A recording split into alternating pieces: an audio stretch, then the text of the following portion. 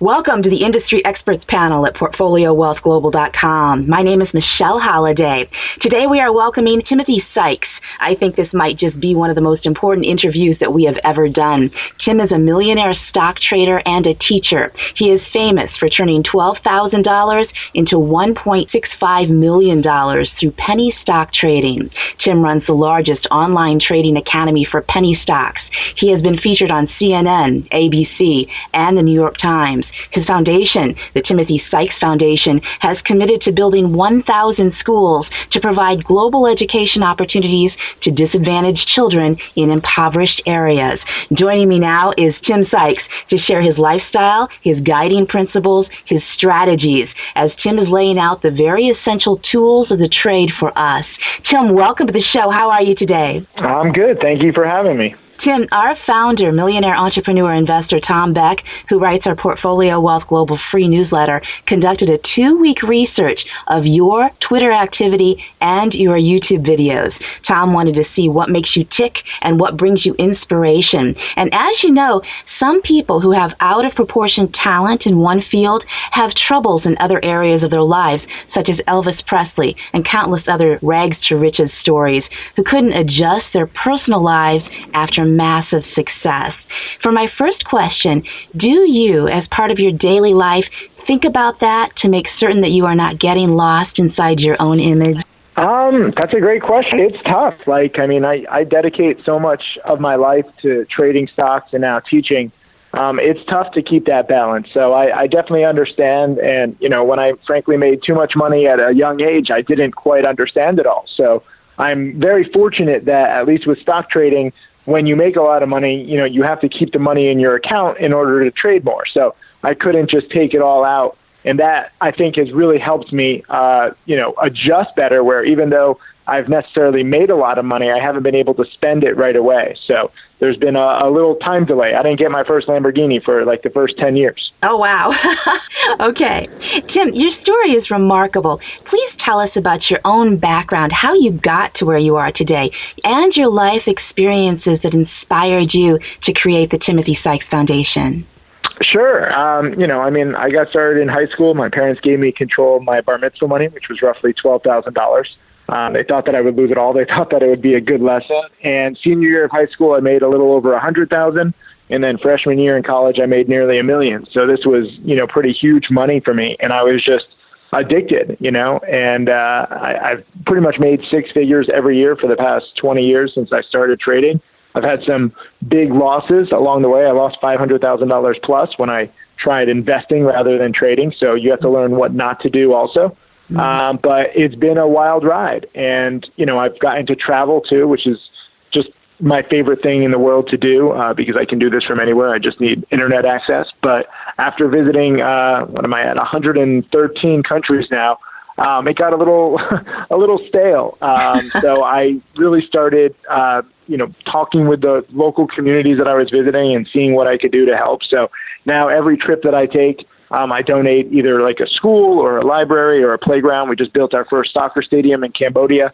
And that way, it kind of enhances my travels because then I'm not just visiting a place. I'm actually, trying to give back and trying to help the places that I love so much. So it's rather beautiful.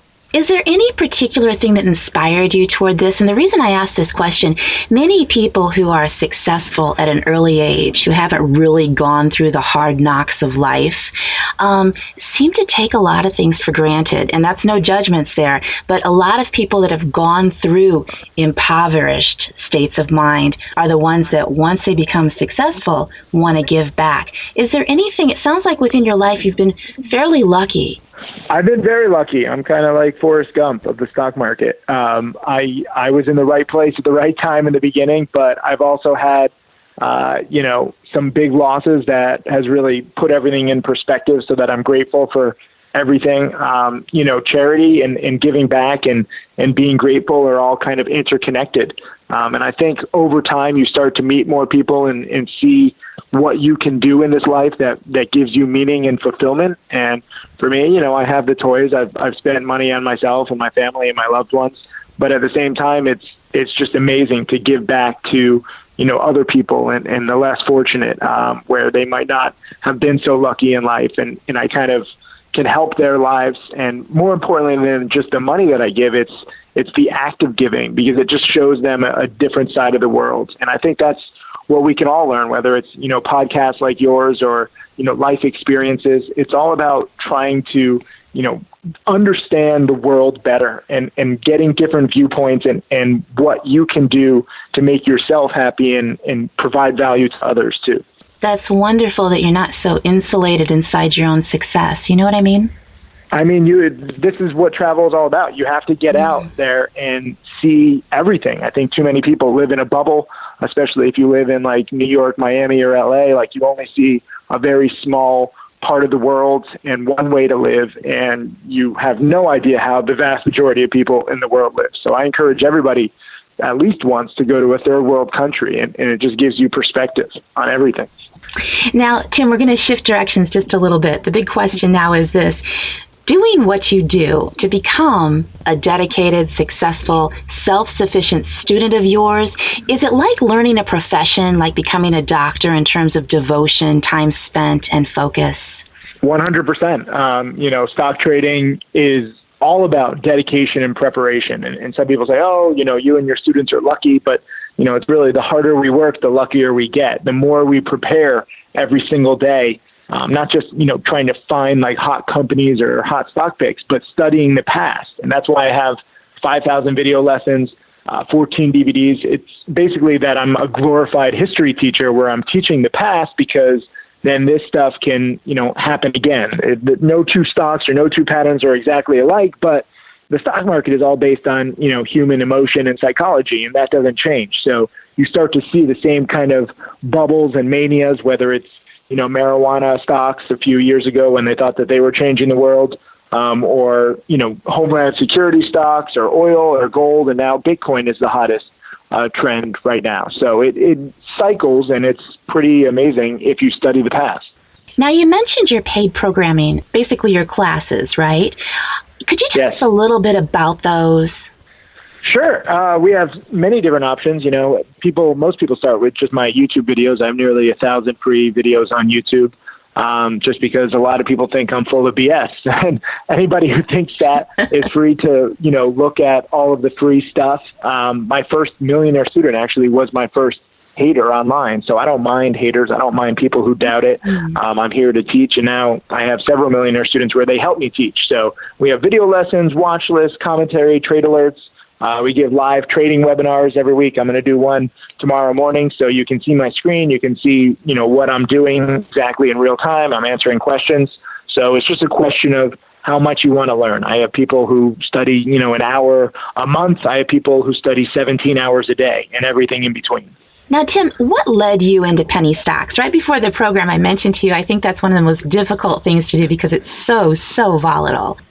It is. It's just, I guess it would just be the fact that's where I made a lot of money. I tried every different niche in finance, but frankly, a lot of it is very competitive, and I'm not that good. I'm not that smart at math. So with penny stocks, it's more about pattern recognition and, again, studying the past. Like I really like studying history, whether it's, world history or stock market history. And you just go with what works. So for me, this is a niche that pretty much the whole world hates, because of people and movies like The Wolf of Wall Street, where, most people who buy penny stocks, they make them out to think like that they're like the best companies in the world, when in fact they're mostly scams. For me, I'm not investing in them. I'm just trading their volatility, and the same kinds of promoters, the same kind of hype, the same kind of patterns happen again and again. So I'm just trying to take advantage of that.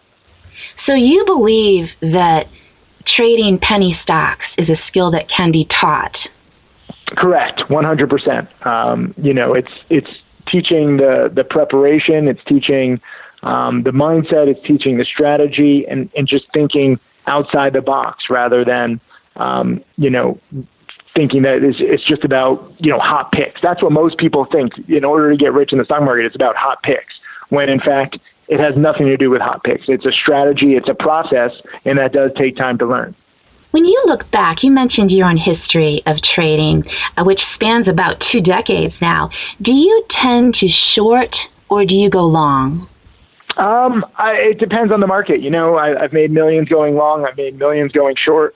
It's a whole question of adapting to whatever is working. 2 years ago or 3 years ago, I was primarily short biased, but the markets have been in a strong bull market. So lately I've been a long biased trader. And there's a lot of people who hate on Bitcoin and they say it's a scam and it's going to zero. And yet Bitcoin has been, the hottest asset class in the world the past few years. So it's just about following the money. And I wish more people would not get so emotional in thinking that this is definitely going up or this is definitely going down, and instead just kind of try to ride the price action for as long as it lasts. Now, when you mentioned getting too emotional, from your perspective, what are the character traits that you possess and that you have developed which have allowed you to succeed in day trading that many people lack when they first get started? Yeah, it's all about adaptability. Really, that's what it comes down to. Just understanding that you have an account, whether you have a small account or a big account, and that your goal is to try to grow it. And you have to leave your kind of biases out of the market. You can't say, most people say, I hate penny stocks. I'm only going to invest in big companies. Well, if you do that, you can't really grow a small account very quickly. So I want people to be open-minded and adaptable and reactive to whatever is working. No matter what your personal thinking is with Bitcoin, understand that all these Bitcoin-related companies and penny stocks right now are just surging. So while you might hate Bitcoin, you have to not fight the trend, because fighting the trend can be very expensive, You have to stay flexible. Correct, 100%. And just understand that a lot of these bubbles pop up for a few days, a few weeks, a few months. And then when it's over, don't feel like it has to last forever, too. There were a lot of people who made a lot of money on the medical marijuana stocks when they were hot, but they didn't take their profits. They didn't jump off the ship because they said, oh, no, this time is different. And it's not. No time is different. You have to ride the patterns, and then you have to take them. And sadly, I got a lot of students who didn't believe me. I was warning people to take their profits, and they're like, oh, you're just a hater. You hate on the medical marijuana stuff. And I'm like, I'm just trying to show you from patterns of the past. And they learn the hard way. So you can either, learn my rules or you learn the hard way. It's totally up to everybody. That's just incredible that there are actual concrete patterns. It's really interesting. It's pretty crazy. I kind of got into teaching because, these patterns have taken over my life. I missed my college graduation for a trade. I was like, God, if I just teach these patterns to everybody, maybe they'll disappear. But 10 years into teaching, they haven't disappeared. They haven't changed at all. And, they've helped me create several millionaires. So I'll just keep teaching as long as they work. But if they stop working, then I'll get to sleep more and I'll be happy. Wow. Now, Tim, how would people be able to find your classes? We're going to mention this at the end of the program, too, but I really want you to go into depth right now on how they can find you. Sure. If you just go to my website, timothysykes.com, it has all the different options. We have a free intro guide if you know nothing about the stock market. We have stuff where, you can learn intensely. You can even talk with my dad. This is a family business. So my mom and my dad work for me. We teach pretty much all the time. It's getting a little insane lately since I got featured on Larry King and CNN and Steve Harvey show, all in the past few months. So we teach and you choose your dedication level, but all they basically have to do is go to timothysykes.com and everything is listed there. So, Tim, I understand this is a family business. Could you please tell us a little bit about that? Sure, yeah. Our business has been pretty much doubling every year for the past few years. This is our 10th anniversary of teaching, and so, I needed help. We now have roughly 40 employees, but when I first came to looking for people, who can you trust more than your family? So both my dad and my mom were pretty much retired when I began this company, and they came out of retirement to help me, and now they love it. We all moved down to Miami, Florida together, and it's an interesting time. I wish I could say it's all great, but we're very stubborn people. So sometimes it's interesting when my dad and I are fighting, and it's my mother's birthday dinner, and she's crying. She's like, "Can we just not talk about business?" But it's good on the whole. So it's interesting. That is amazing to have your parents involved with this. That's also wonderful for your students to know. Yeah, no, it's cool. I think a lot of students are surprised when, we do like phone support and they're literally talking to me or my mom or my dad. It's just about being real on the internet. There's so many scams, so many people who say, oh, I'm going to teach you to be rich, but they're just, selling BS. For me, I actually did get rich with the strategies that I'm teaching. And it's pretty cool that my parents can help out because they've witnessed this whole kind of crazy roller coaster too. Now, Tim, how many students would you approximate that you've taught over the past 10 years to actually day trade? Yeah, not enough dedicated ones. This is why I do interviews like this and I give speeches where it's, not about hot picks. A lot of people become my student, but they're just like, yeah, Tim, I'll learn later. Let me just make some money first. And that's not how it works. So I've had thousands of students, but really I have probably about maybe 500 to 700 dedicated students who actually watch my video lessons, watch the webinars. They're in it for the marathon rather than the sprint. It takes my top students 2 or 3 years to really get comfortable with this stuff. It is kind of like training to be a doctor. It's maybe not that complicated and, there's no formal degree, but that's the kind of mentality that you need to have. Yeah, really, really focused, right? Focused and just patient and just learning every day. Even if you're not making a trade, you're learning to see what stocks did move. You can paper trade where you don't actually have to risk any money. You're just kind of doing it in your head or writing it down, and you're trying to learn what works in different markets, and then you're trying to match the patterns that work the best. And that way, you're kind of like a scientist where you're always testing and refining your process. And it's not an exact science, so it's kind of like chasing a moving target, which just makes it even more challenging. This is why 90% of traders lose. But it's almost addictive. Oh, and forget about almost. It's entirely addictive, and you have to control that addiction. I'm like the alcoholic bartender giving everybody drinks, I'm addicted myself. So almost every day I make a video lesson where I'm teaching people, how I controlled my addiction that day. Wow. Could you go a little bit further into this? Because I think some people who have never actually traded penny stocks or gone into day trading, I dabbled just a little bit, just enough to know that it's very risky, it's very addictive, and you really need somebody to show you how. Yeah, you want to make money, and it's fun to make money. The problem is that, if you just look to make money every single day, you'll actually lose because you're trying to force trades. You're trying to,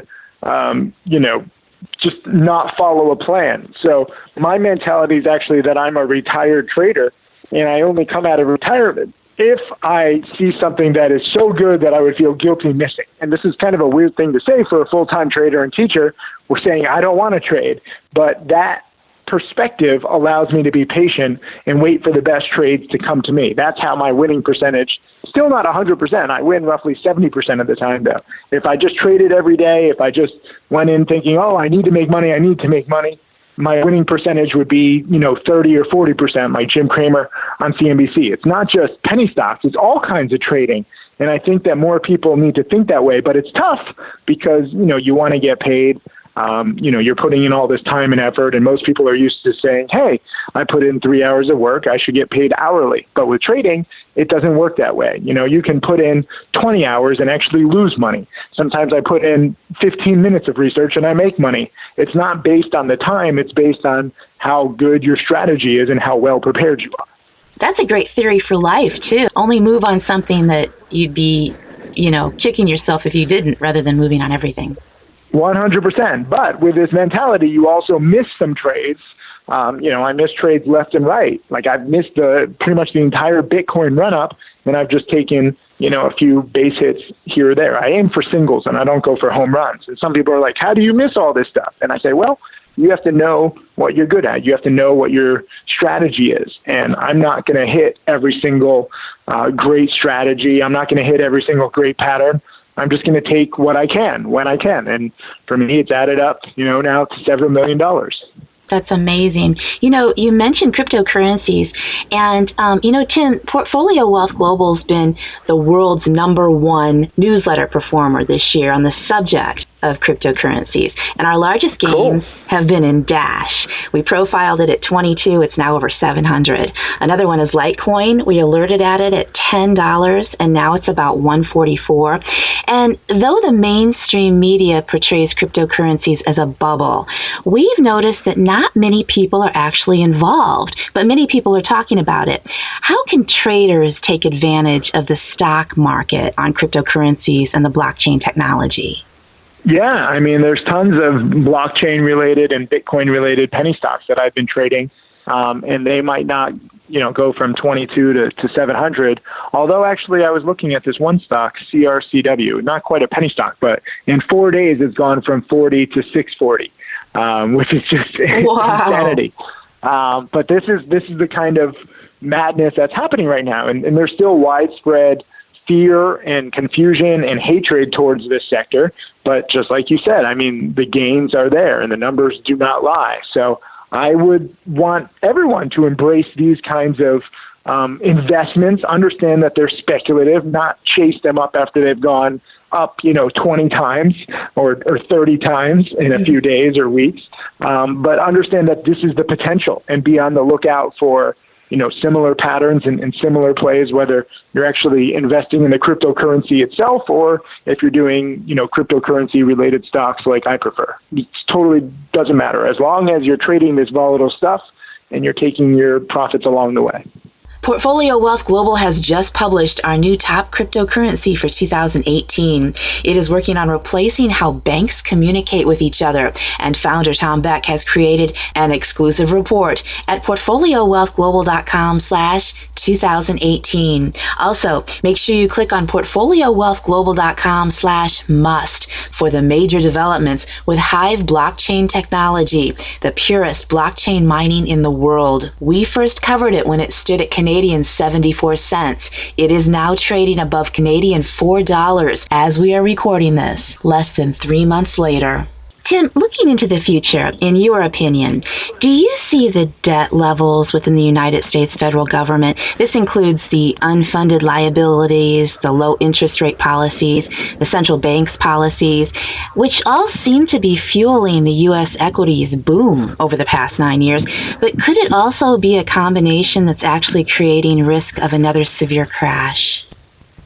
I mean, I've been wanting a crash for several years now. Like I said, I'm overloaded. I want days off. There's too many plays every day. I want to go back to nice short selling, but even outright scams are just surging tenfold lately. So short selling is very dangerous.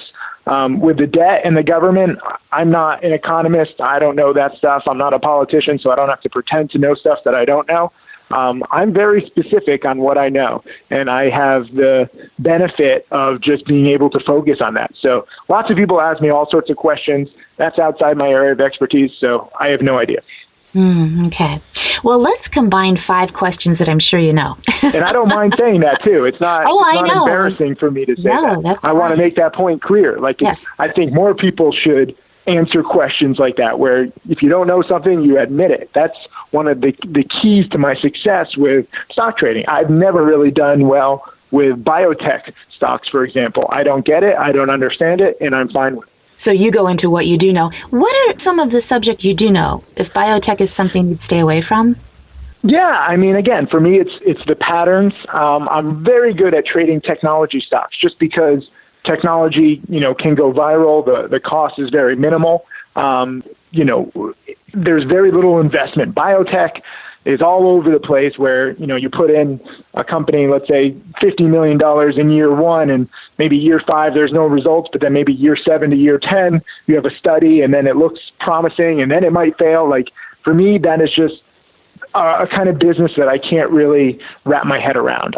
For me, I love apps. I love websites. I like sales. I like, partnerships with big companies. I like earnings winners. I like companies that just report good earnings and they surge in reaction to that. That's stuff that I understand. And that's stuff that's sort of immediate, right? Yeah, and it's just, I don't know, it's very simple. I like simple stuff. I like cause and effect, where you say, okay, we have record sales, we're a small company, and we just partnered with, Uber or Apple, and Uber or Apple is using our small company's technology. That is a very big vote of confidence for the small company. The sales are booming, the stock goes up. The cool thing with penny stocks is that there's usually a time delay. Like even when there's good news, it's not priced in day 1, day 2, day 3. Sometimes it gets priced in, 2 weeks later because so few people invest and trade penny stocks.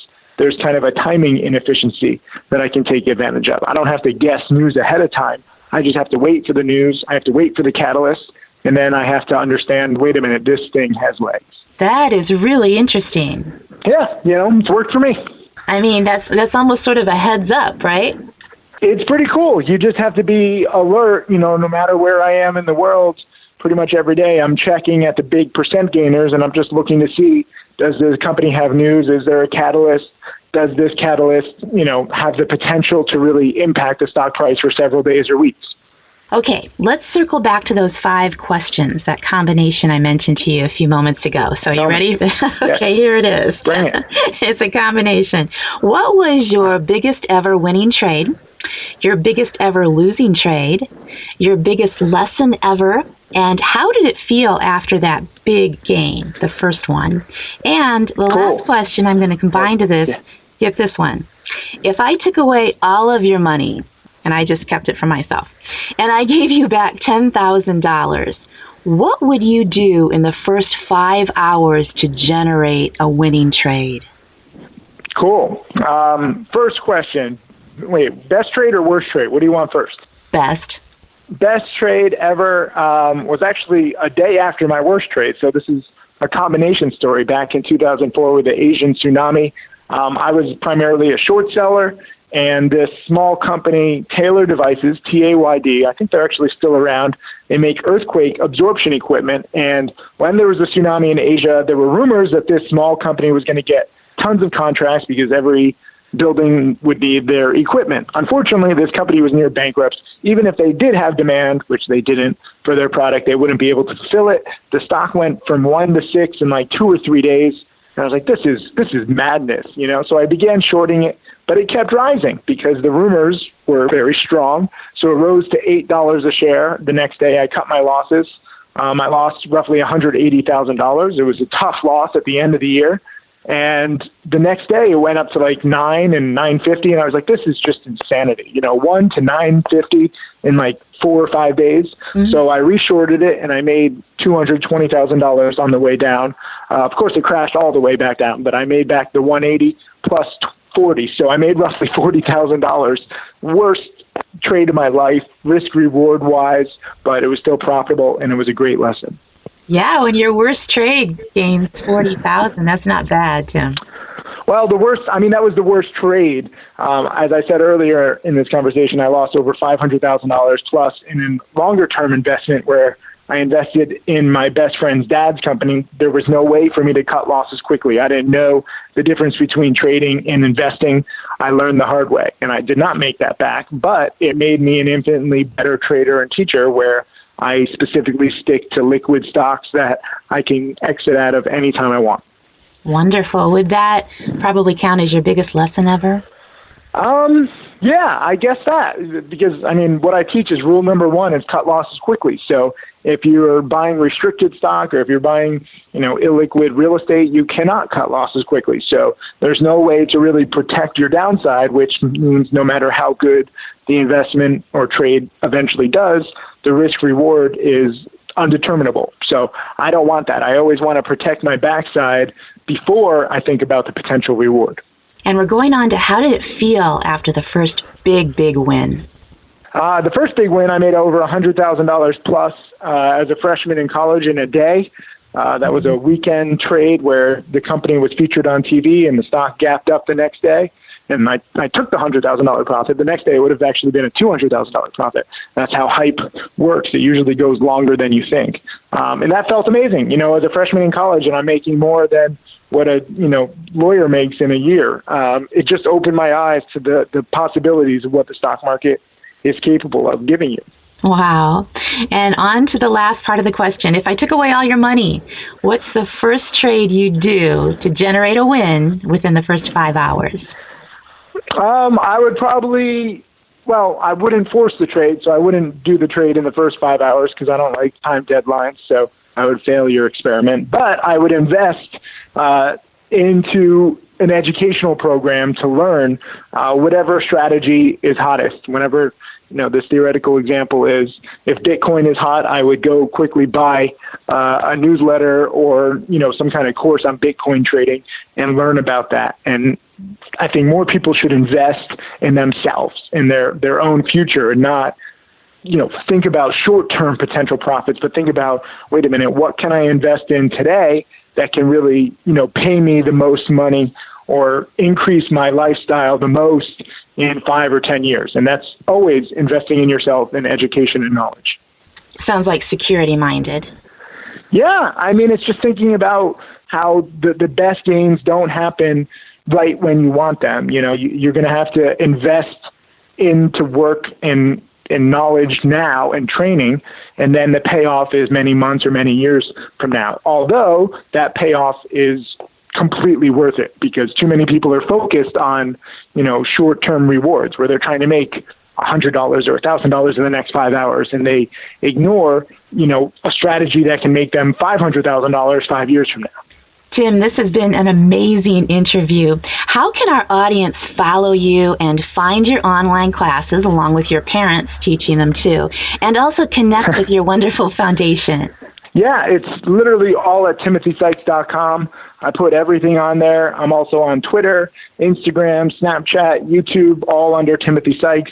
You just basically have to Google me, and then you can see me all over the internet. I've got tons of video lessons, webinars, DVDs, newsletters, 9,000 blog posts. I try to teach everything that I've learned over the years, because I did not have a teacher. And so even though I was successful, it was a very tough way to be successful. So I try to be the mentor to people that I never had. Amazing. Tim, thank you so much for your time. No, it's my pleasure. Thank you for asking such great questions. Timothy Sykes, expert penny stock trader, teacher, and founder of the Timothy Sykes Foundation. For the Industry Experts Panel, I'm Michelle Holliday at PortfolioWealthGlobal.com.